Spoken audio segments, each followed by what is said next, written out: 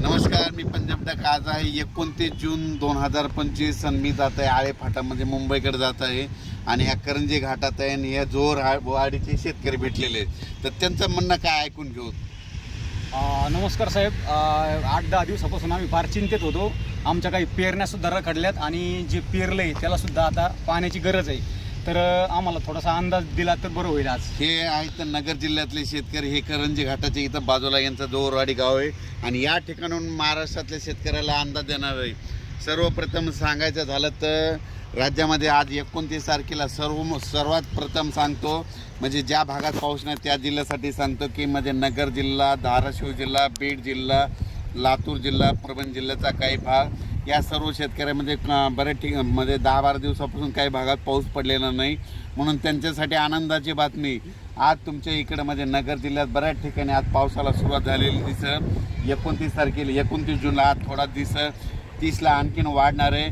मात्र 1, 2, 3ला मग संपूर्ण भागामध्ये तुमच्या नगर जिल्हा, धाराशिव जिल्हा, बीड जिल्हा, लातूर जिल्हा या भागात पाऊस पडलेला दिसत. म्हणून ह्या 4 जिल्ह्यातल्या या शेतकऱ्यांनी अंदाज दिला.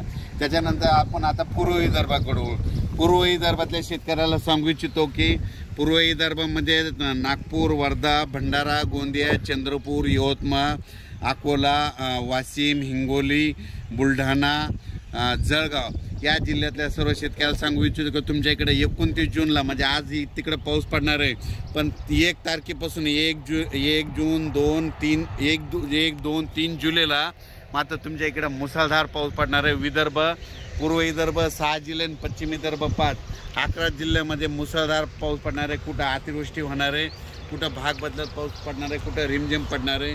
पण सांगायचं झालं तर यवतमाळ जिल्ह्यामध्ये खूप जोरात पाऊस पडणार आहे.